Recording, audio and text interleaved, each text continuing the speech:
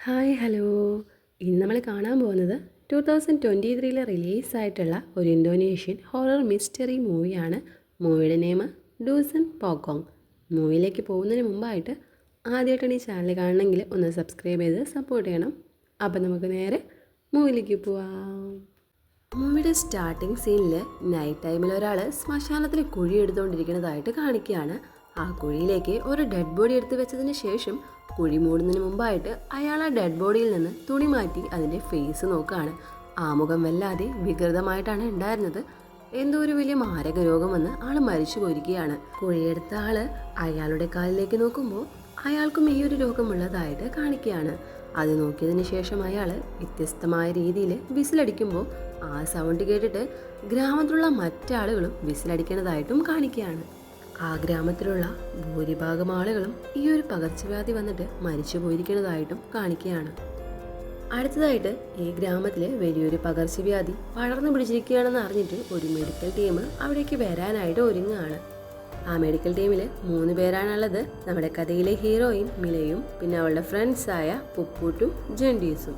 Heroine വഞ്ചിക്കാരനോട് luggage എല്ലാം കയറ്റി കഴിഞ്ഞില്ലേ, നമുക്കിനി പോകാമെന്ന് പറയുമ്പോൾ ഞങ്ങളുടെ ഗ്രാമത്തിലെ ശ്മശാനത്തിൽ കുഴിയെടുക്കാൻ ആളില്ല, അതുകൊണ്ട് അടുത്ത ഗ്രാമത്തിൽ നിന്ന് വരുന്നവരെ വെയിറ്റ് ചെയ്യാണെന്ന് പറയാണ്.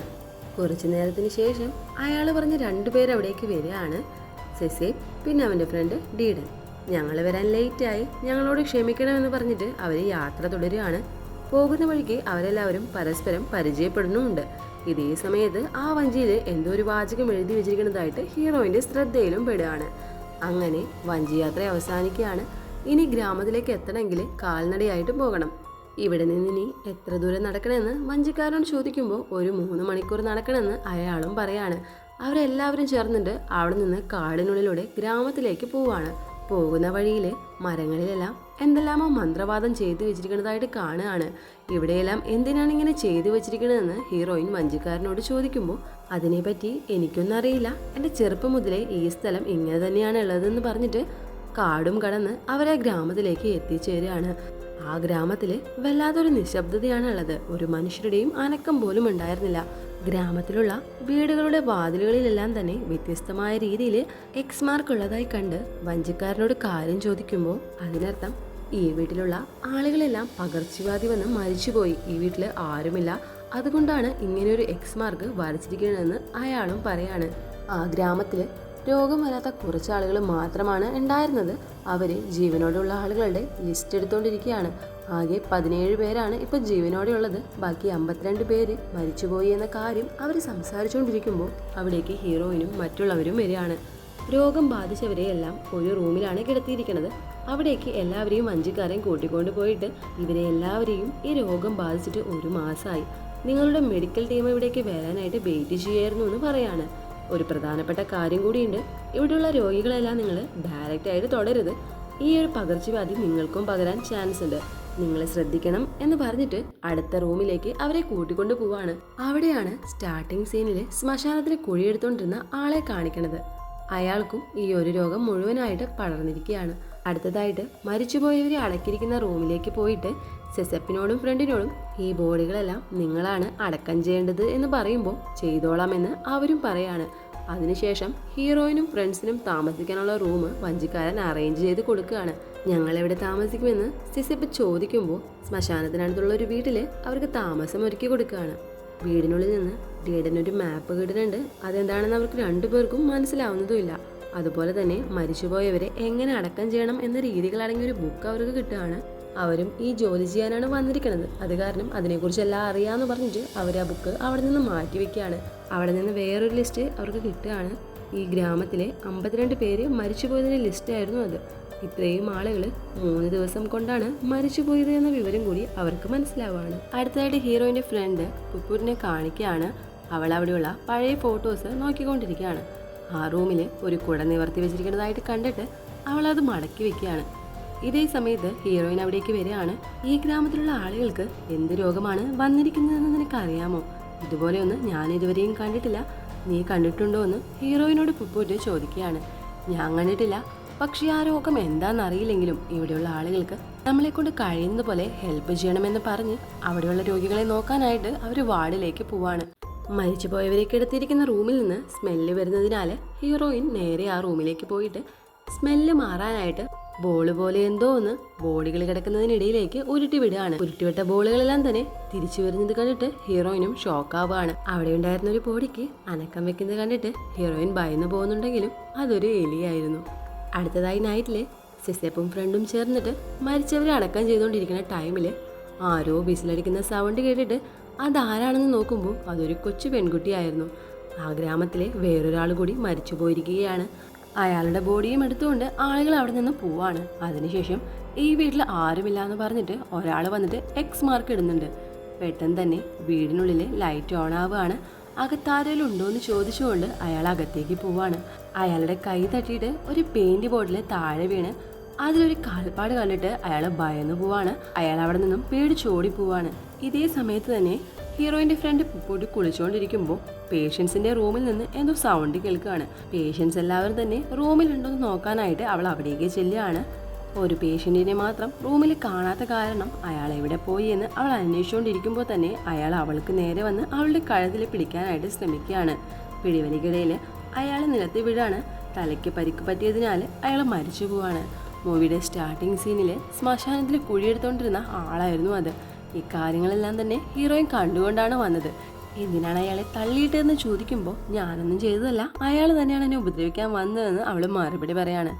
നിന്റെ കയ്യിൽ ഗ്ലൗസ് ഇട്ടിട്ടില്ലല്ലോ, നീ അയാളെ തൊട്ടിരുന്നു എന്ന് ഹീറോയിൻ ചോദിക്കുമ്പോൾ ഞാൻ തൊട്ടിട്ടില്ല എന്ന് അവളും പറയാണ്. അടുത്തതായിട്ട് ജെൻഡീസിനെ കാണിക്കുകയാണ്. അവളെ പ്രെയർ ചെയ്തുകൊണ്ടിരിക്കുമ്പോൾ ഒരു ഗോസ്റ്റ് വന്നിട്ട് കണ്ണാടിയിൽ ഇടിച്ചുകൊണ്ടിരിക്കുകയാണ്. പ്രെയർ കഴിഞ്ഞ് അവൾ നോക്കുമ്പോൾ അവിടെ ഒന്നും തന്നെ ഉണ്ടായിരുന്നില്ല. പ്രെയർ ഡ്രസ്സ് അഴിച്ചു വെക്കുന്ന ടൈമിൽ അവളുടെ ഫ്രണ്ടിലായിട്ട് തന്നെ ആ ഗോസ്റ്റ് വന്ന് നിൽക്കുകയാണ്. പക്ഷെ അവൾ ആ ഡ്രസ്സ് മാറ്റിക്കഴിഞ്ഞ് നോക്കുമ്പോൾ അവിടെ ഒന്നും തന്നെ ഉണ്ടായിരുന്നില്ല. അടുത്തായിട്ട് സെസപ്പ് ഉറങ്ങിക്കൊണ്ടിരിക്കുന്ന സമയത്ത് വാതില്ലാതെ തട്ടുന്ന സൗണ്ട് കേട്ടിട്ട് അവൻ ഉറക്കം ഉണർന്നിട്ട് ഡീഡനെ വിളിക്കുകയാണ്. അവനാണെങ്കിൽ നല്ല ഉറക്കത്തിലായ കാരണം സെസപ്പ് തനിയെ പുറത്തേക്ക് ഇറങ്ങി നോക്കുകയാണ്. അവിടെ ആരും തന്നെ ഉണ്ടായിരുന്നില്ല. ആരെങ്കിലും അവിടെ ഉണ്ടോ എന്ന് നോക്കാനായിട്ട് ഒരു തീപ്പന്തൊക്കെ കത്തിക്കുകയാണ്. അപ്പോഴാണ് അവന് ചുറ്റിലുള്ള ഗോസ്റ്റുകളെ കാണിക്കുന്നത്. പെട്ടെന്ന് തന്നെ ഡീഡൻ അവിടേക്ക് വന്നിട്ട് നീ എന്തിനാ പുറത്ത് നിൽക്കണേന്ന് പറഞ്ഞിട്ട് അവനെ അകത്തേക്ക് വിളിച്ചോണ്ട് പോവാണ്. അടുത്തതായിട്ട് ആ വിസിലടിച്ചുകൊണ്ടിരുന്ന പെൺകുട്ടിയാണ് കാണിക്കണത്. ആ കുട്ടിയുടെ അമ്മയ്ക്കും ഈ ഒരു പകർച്ചവ്യാധി വന്നിരിക്കുകയാണ്. നമ്മുടെ ഗ്രാമത്തില് ഒരു മെഡിക്കൽ ടീം വന്നിട്ടുണ്ട്, നമുക്ക് അവിടേക്ക് പോകാമെന്ന് അവൾ പറയുമ്പോൾ ഞാൻ ഇവിടെ നിന്ന് എവിടേക്കും വരില്ല എന്ന് അവളുടെ അമ്മ പറയാണ്. ആ കുട്ടി ഹീറോയിന്റെ ഫ്രണ്ട് ജെൻഡീസിന്റെ അടുത്തേക്ക് വന്നിട്ട് എൻ്റെ അമ്മയ്ക്ക് ഈ രോഗം വന്നിട്ടുണ്ട്, നിങ്ങൾക്കൊന്ന് വന്ന് ഒന്ന് നോക്കാൻ കഴിയുമോ എന്ന് ചോദിക്കുകയാണ്. അത് പറ്റില്ല, ഞങ്ങളാകെ 3 പേര് മാത്രമേ ഉള്ളൂ, നിന്റെ അമ്മയെ ഇവിടേക്ക് കൂട്ടിക്കൊണ്ടുപോവാ, അവർക്ക് ഞങ്ങൾ ഇവിടെ ട്രീറ്റ്മെന്റ് കൊടുക്കാമെന്ന് പറയുമ്പോൾ അമ്മ ഇവിടേക്ക് വരാനായിട്ട് സമ്മതിക്കണില്ല, അതുകൊണ്ടാണ് നിങ്ങളോടൊന്ന് വന്ന് നോക്കാമോ എന്ന് ചോദിച്ചതെന്ന് അവൾ പറയാണ്. ഈ സമയത്ത് തന്നെ ഹീറോയിൻ അവിടേക്ക് വരികയാണ്. കാര്യങ്ങളൊക്കെ കുട്ടിയോട് ചോദിച്ചറിയുന്നുണ്ട്. നിന്റെ അമ്മയ്ക്ക് ട്രീറ്റ്മെന്റ് കൊടുക്കാനായിട്ട് ഞാൻ വരാമെന്ന് പറയാണ്. നീ എന്താ തമാശ പറയാണോ? ഇവിടെ നമ്മൾ 3 പേര് മാത്രമേ ഉള്ളൂ, പിന്നെ ഈ കുട്ടിയുടെ ഗ്രാമത്തിലെ ആരും തന്നെ ജീവനോടെ ഇല്ല, ഇവളും ഇവളുടെ അമ്മയും മാത്രമേ ഉള്ളൂ, നീ എങ്ങനെ അവിടേക്ക് പോകുന്നു ജെൻഡീസ് ഹീറോയിനോട് ചോദിക്കുകയാണ്. എൻ്റെ ഷിഫ്റ്റ് കഴിഞ്ഞതിന് ശേഷം ഞാൻ പോയിക്കോളാന്ന് അവളും പറയാണ്. നീ നിന്റെ ഇഷ്ടം പോലെ ചെയ്യാൻ പറഞ്ഞിട്ട് ജെൻഡീസ് അവിടെ നിന്ന് പോവാണ്. അടുത്തതായിട്ട് അവർ ട്രീറ്റ്മെൻറ്റ് കൊടുത്തുകൊണ്ടിരുന്ന ഒരു പേഷ്യൻ്റ് മരിച്ചു പോവാണ്. ജെൻഡീസ് വന്നിട്ട് സെസപ്പിനോട് ഞങ്ങൾ 3 പേരെയും കൊണ്ട് എല്ലാവർക്കും ട്രീറ്റ്മെൻറ്റ് കൊടുക്കാനായിട്ട് കഴിയില്ല, പിന്നെ ഞങ്ങളുടെ കയ്യിൽ അതിന് വേണ്ട മരുന്നുകളും ഇല്ല, നിന്റെ കയ്യിൽ ആ വഞ്ചിക്കാരൻ്റെ നമ്പർ ഉണ്ടല്ലോ, അയാളെ വിളിച്ചിട്ട് കൂടുതൽ മരുന്നും ആളുകളെയും ഇങ്ങോട്ട് പറഞ്ഞു വിടാനായിട്ട് പറയാനായിട്ട് സെസപ്പിനോട് പറയാണ്. ഇവിടെ വന്നത് മുതൽ എൻ്റെ ഫോണിൽ നെറ്റ്വർക്കും കിട്ടണില്ല, പിന്നെ ആരും വിളിക്കാനും കഴിയണില്ല എന്ന് അവനും പറയാണ്. ഈ ഗ്രാമത്തിൽ ഏതെങ്കിലും ഏരിയയിൽ സിഗ്നൽ കിട്ടും, അയാൾക്ക് കോൾ ചെയ്തിട്ട് കാര്യം നീ പറയാനായിട്ട് അവർ സെസപ്പിനോട് പറയാണ്. അടുത്തതായിട്ട് നൈറ്റിൽ ഹീറോയിൻ ആ പെൺകുട്ടിയുടെ കൂടെ അവളുടെ ഗ്രാമത്തിലേക്ക് അവളുടെ അമ്മയ്ക്ക് ട്രീറ്റ്മെന്റ് കൊടുക്കാനായിട്ട് കാട്ടിലൂടെ പോയിക്കൊണ്ടിരിക്കുകയാണ്. ഹീറോയിൻ ഈ സമയത്ത് ടോയ്ലറ്റിൽ പോകണമെന്ന് പറഞ്ഞിട്ട് അവിടെ എക്സ് മാർക്ക് കൊടുത്തിട്ടുള്ള ഒരു വീടിനുള്ളിലേക്ക് കയറുകയാണ്. ഹീറോയിൻ അകത്തേക്ക് പോകുമ്പോൾ ആ പെൺകുട്ടി അവിടെ ഉണ്ടായിരുന്ന ഡ്രോയിങ്സ് എല്ലാം നോക്കിക്കൊണ്ട് നിൽക്കുകയാണ്. ഈ സമയത്ത് ഒരു കൊച്ചുകുട്ടിയുടെ ഗോസ്റ്റ് എത്തി നോക്കി ഓടിപ്പോവാണ്. ഇത് കണ്ടിട്ട് അവളും അതിനെ ഫോളോ ചെയ്ത് പോകുമ്പോൾ അവിടെ ഒരു പെൻസിൽ വായുവിൽ ഉയർന്നു നിൽക്കുന്നതായിട്ട് കാണുകയാണ്. പെട്ടെന്ന് തന്നെ ആ പെൻസിൽ താഴേക്ക് വീഴുന്നുണ്ട്. ടേബിളിൻ്റെ അടിയിൽ നിന്ന് ഒരു കൈ വന്നിട്ട് അത് അകത്തേക്ക് എടുത്തുകൊണ്ട് പോകുന്നതായിട്ടും കാണുകയാണ്. അവൾ പേടിച്ചിട്ട് ആ ടേബിളിൻ്റെ അടുത്തേക്ക് പോയിട്ട് ആരാണ് അതിനുള്ളിലുള്ളതെന്ന് നോക്കുമ്പോൾ അവിടെ ആരും തന്നെ ഉണ്ടായിരുന്നില്ല. പക്ഷെ പെട്ടെന്ന് തന്നെ ആ ഗോസ്റ്റ് വന്നിട്ട് അവളുടെ സൗണ്ടും കേട്ട് ഹീറോയിൻ അവിടേക്ക് ഓടി വന്ന് നോക്കുമ്പോൾ ആ പെൺകുട്ടി അവിടെ ഭയന്നിരുന്നിട്ട് അവിടേക്ക് നോക്കാൻ പറഞ്ഞിട്ട് ഒരു സ്ഥലത്തേക്ക് കൈ ചൂണ്ടി കാണിക്കുകയാണ്. ഹീറോയിൻ അങ്ങോട്ട് നോക്കുമ്പോൾ കർട്ടന് പിന്നിലായിട്ട് ആരോ നിൽക്കുന്നതായിട്ട് കണ്ടിട്ട് അവളും ഭയത്തോടു കൂടി പോയിട്ട് ആ കർട്ടൻ മാറ്റി നോക്കുകയാണ്. അതാ പെൺകുട്ടി തന്നെയായിരുന്നു. അപ്പോൾ അവിടെ ഇരുന്ന് തന്നെ കൈ ചൂണ്ടി കാണിച്ചത് ആരാന്ന് ഹീറോയിൻ തിരിഞ്ഞു നോക്കുമ്പോൾ അതൊരു ഗോസ്റ്റ് ആയിരുന്നു. അത് അവർക്ക് നേരെ വരുമ്പോൾ ഹീറോയിനും ആ പെൺകുട്ടിയും എങ്ങനെയൊക്കെയോ ആ വീടിനുള്ളിൽ നിന്ന് പുറത്തേക്ക് ഓടി രക്ഷപ്പെടുകയാണ്. ഇതേ സമയത്ത് സെസപ്പിനെയും ഡീഡിനെയുമാണ് കാണിക്കണത്. ഞാൻ ബാത്റൂമിലേക്ക് പോയിട്ട് വരാം, നീ ഇവിടെ വെയിറ്റ് ചെയ്യ്. ഫോണിലെ സിഗ്നൽ കിട്ടുന്നുണ്ടോന്ന് നോക്കാനായിട്ട് ഡീഡിനോട് പറയാണ്. ഡീഡൻ സിഗ്നൽ കിട്ടുന്നുണ്ടോന്ന് നോക്കിക്കൊണ്ടിരിക്കുകയാണ്. അവിടെ ഒരു കിണറിന്റെ അടുത്തേക്ക് വരുമ്പോൾ അവന് സിഗ്നൽ കിട്ടുകയാണ്. വഞ്ചിക്കാരന് മെസ്സേജ് അയക്കുകയാണ്. ഈ സമയത്ത് സെസേബ വിളിച്ചിട്ട് വെള്ളം കൊണ്ടുവരാനായിട്ടും പറയാണ്. ഡീഡൻ കിണറ്റിൽ നിന്ന് വെള്ളം കോരിക്കൊണ്ടിരിക്കുകയാണ്.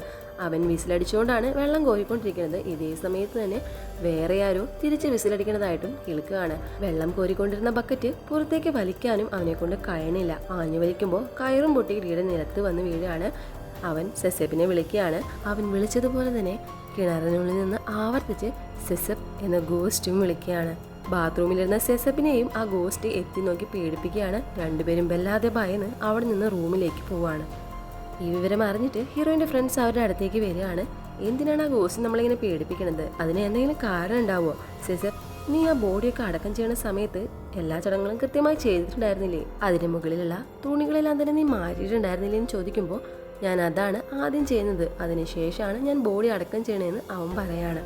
നമ്മൾ ഈ ഗ്രാമത്തിലേക്ക് വരുന്നതിന് മുമ്പ് തന്നെ ഈ ഗ്രാമം ഗോസ്റ്റിന്റെ പിടിയിലായിരിക്കാം. ഇവിടെ കുറെ അധികം ബോഡികൾ അടക്കം ചെയ്യാനുണ്ട്, അതുകൊണ്ട് കൂടി ആയിരിക്കാം ഇങ്ങനെ സംഭവിക്കണത്.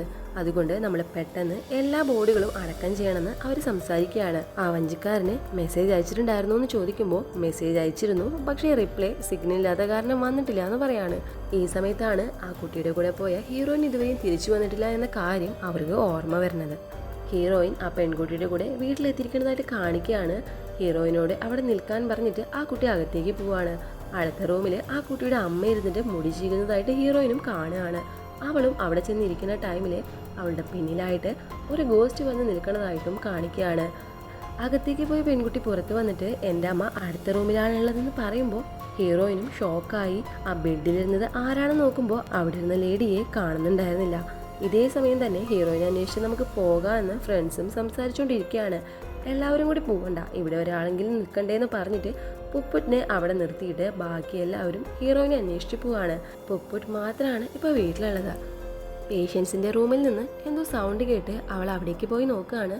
പെട്ടെന്ന് തന്നെ ഒരു വിസിൽ സൗണ്ട് അവൾ കേൾക്കുകയാണ്. മരിച്ച ആളുകളുടെ ബോഡി കിടക്കുന്ന റൂമിൽ നിന്നാണ് അത് കേട്ടത്. അവൾ അവിടേക്ക് പോയി ഇനി ആരെങ്കിലും ജീവനോട് ഉണ്ടാകുമോ എന്ന് അവരുടെ ഫേസിലെ തുണി മാറ്റി നോക്കിക്കൊണ്ടിരിക്കുകയാണ്. അവളുടെ പിറകിലായിട്ട് കുറേയധികം ഗോസ്റ്റുകൾ നിൽക്കുന്നതായിട്ട് കണ്ട് ഭയന്ന് അവൾ പുറത്തേക്ക് പോകാനായിട്ട് ശ്രമിക്കുമ്പോൾ ഡോറ് തനിയെ ക്ലോസ് ആവാണ്.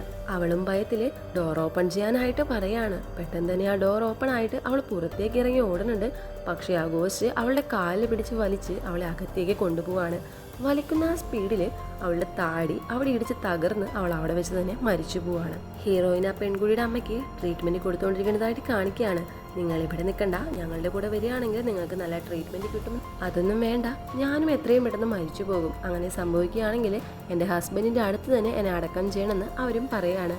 ഹീറോയിൻ അവിടെ നിന്ന് പോകാനായിട്ട് ഇറങ്ങുകയാണ്. ഞാൻ കൊണ്ടുവിടാമെന്ന് ആ പെൺകുട്ടി പറയുമ്പോൾ വേണ്ട, എനിക്ക് വന്ന വഴി ഓർമ്മയുണ്ട് എന്ന് ഹീറോയിനും പറയാണ്. പെട്ടെന്ന് ഒരു വിസിൽ സൗണ്ട് കേൾക്കുന്നുണ്ട്. ആ പെൺകുട്ടിയും തിരിച്ച് വിസിലടിക്കുന്നത് കണ്ടിട്ട് നീ എന്തിനാണ് ഇങ്ങനെ ചെയ്യുന്നതെന്ന് ഹീറോയിൻ ചോദിക്കുമ്പോൾ ഇതിനെപ്പറ്റി നിങ്ങൾക്ക് ഒന്നും അറിയില്ലേ? ഇങ്ങനെ ചെയ്യുന്നതിന് കാരണം മരിച്ചുപോയ ആളുകളെ ഞങ്ങൾ ബഹുമാനിക്കുന്നു, അതിനാണെന്ന് ആ കുട്ടിയും പറയാണ്. ഇതാരാണ് നിന്നോട് ചെയ്യാൻ പറഞ്ഞതെന്ന് ചോദിക്കുമ്പോൾ എൻ്റെ അച്ഛനും അമ്മയും ചെറുപ്പത്തിൽ തന്നെ എന്നെ ഇതെല്ലാം പഠിപ്പിച്ചു എന്ന് അവളും പറയാണ്. ഹീറോയിൻ അവിടുന്ന് അവളുടെ വീട്ടിലേക്ക് വന്ന വഴിയിലൂടെ പോയിക്കൊണ്ടിരിക്കുകയാണ്. ഒരു മുളങ്കാട് കഴിഞ്ഞു വേണം അവൾക്ക് വീട്ടിലേക്ക് എത്തിച്ചേരാൻ. അവൾ എത്ര നടന്നിട്ടും ആ മുളങ്കാട് കടന്ന് അവൾക്ക് പുറത്തേക്ക് പോകാനേ കഴിയുന്നുണ്ടായിരുന്നില്ല. പെട്ടെന്ന് തന്നെ ഒരു സൗണ്ട് കേട്ട് നോക്കുമ്പോൾ പലയിടങ്ങളിലായി ഗോസ്റ്റ് നിൽക്കുന്ന കണ്ട് ഭയന്ന് അവൾ അവിടെ നിന്ന് ഓടുകയാണ്. ഓടിയ വേഗത്തിൽ അവൾ നിലത്തേക്ക് വന്ന് വീഴുകയാണ്. ആ ഗോസ്റ്റുകളെല്ലാം തന്നെ ഹീറോയിന്റെ ചുറ്റിലും നിൽക്കുന്നതായിട്ടും കാണിക്കുകയാണ്. പെട്ടെന്ന് ഹീറോയിൻ കണ്ണു തുറക്കണത് വീട്ടിലാണ്. ഫ്രണ്ട്സ് എല്ലാം അവളെ അന്വേഷിച്ച് വന്നിട്ടുണ്ടായിരുന്നല്ലോ, അവരവളെ വീട്ടിലേക്ക് കൂട്ടിക്കൊണ്ടു വന്നിട്ടുണ്ടായിരുന്നു. ഞാൻ അവിടെ കുറേയധികം ഗോസ്റ്റുകളെ കണ്ടു എന്ന് ഹീറോയിൻ പറയുമ്പോൾ ഈ ഗ്രാമത്തിൽ ഞാനും അതിനെ കണ്ടു എന്ന് സെസപ്പും പറയാണ്.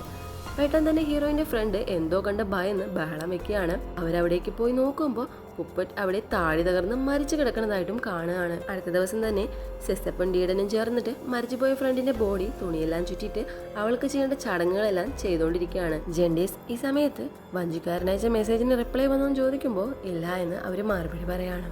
ഇനി ഞാനിവിടെ നിൽക്കില്ല, ഞാനിവിടെ നിന്ന് പോവാന്ന് പറഞ്ഞ് ജെൻഡീസ് എല്ലാം പാക്ക് ചെയ്യാണ്. ഹീറോയിൻ അവിടേക്ക് വന്നിട്ട് നീ എന്താ പറയണത്, നമ്മുടെ ഫ്രണ്ട് ഇവിടെ മരിച്ചു കിടക്കുകയാണ്, നിനക്ക് എങ്ങനെ ഇവിടുന്ന് പോകാൻ കഴിയണമെന്ന് ചോദിക്കുമ്പോൾ അവള് മരിച്ചുപോയി, അവളെപ്പോലെ ഞാനും മരിക്കണോ, നിനക്കറിയില്ല ഇവിടെ ഒരു വലിയ ആപത്താണ് ഉള്ളത്.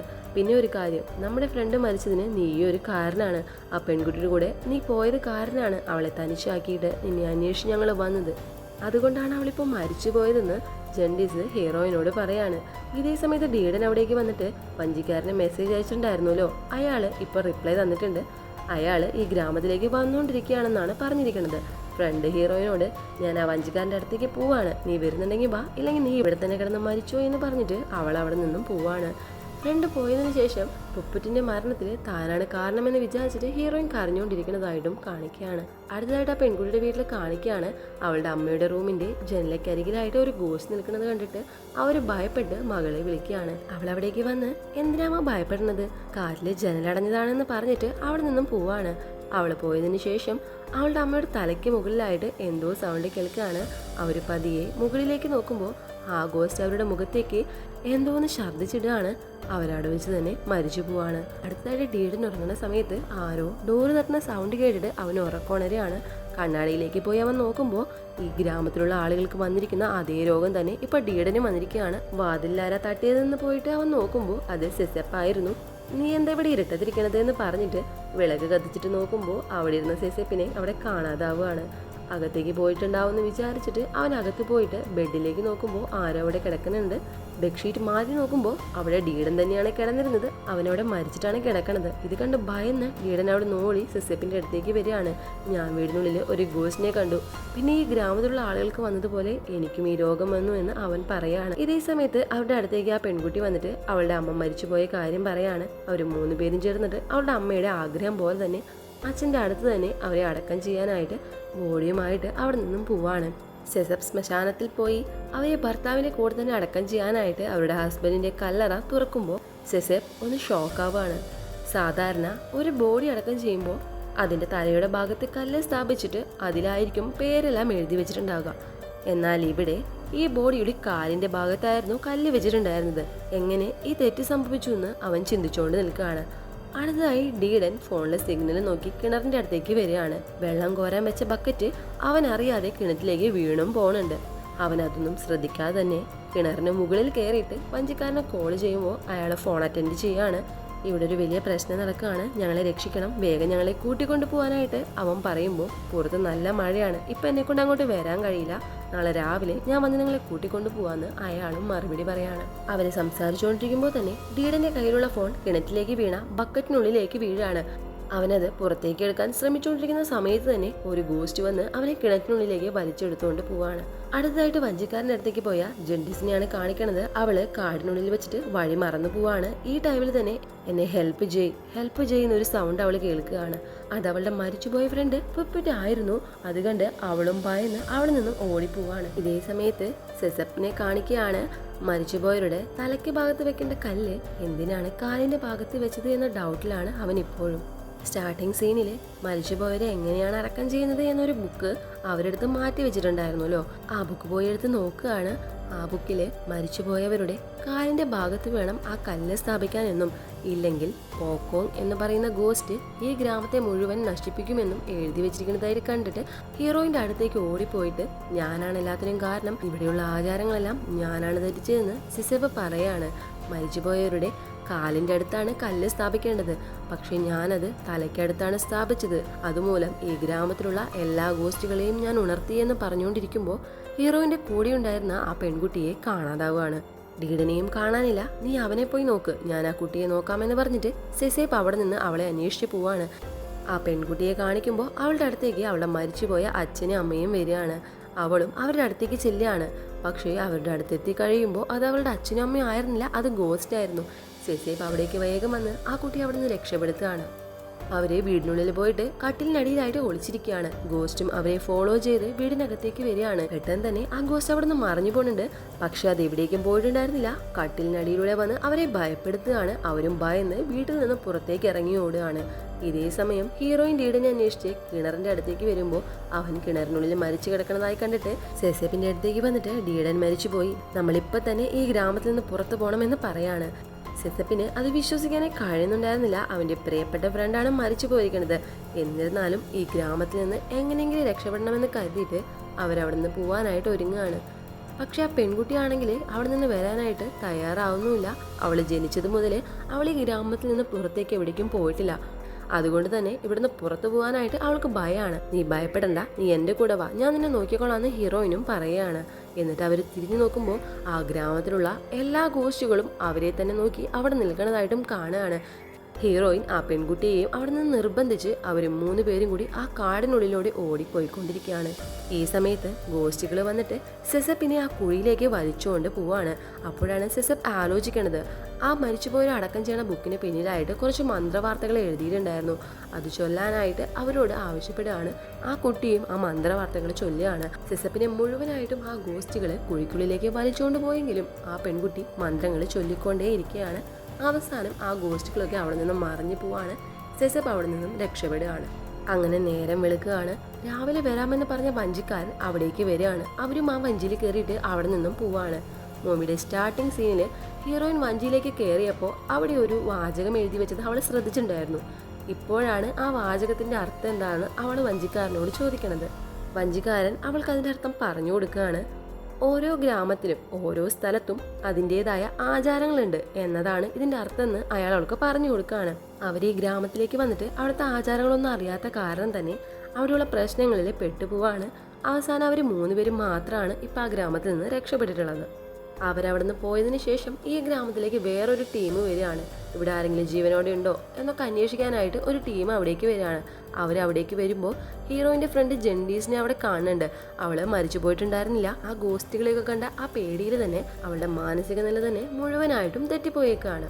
ഹീറോയിനും മറ്റുള്ളവരും ഈ ഗ്രാമത്തിലേക്ക് വന്ന് അവിടുത്തെ കാലങ്ങളായുള്ള ആചാരങ്ങൾ തെറ്റിച്ച മൂലം ആ ഗ്രാമം തന്നെ നശിച്ചു പോയി എന്ന് കാണിച്ചുകൊണ്ടാണ് ഈ മൂവിയുടെ അവസാനിക്കുന്നത്. എല്ലാവർക്കും ഈ മൂവി ഇഷ്ടമായെന്നാണ് വിചാരിക്കുന്നത്. ഇഷ്ടമാവുകയാണെങ്കിൽ ഒന്ന് സപ്പോർട്ട് ചെയ്യണം. അടുത്ത നല്ലൊരു മൂവിയായിട്ട് പിന്നീട് കാണാം.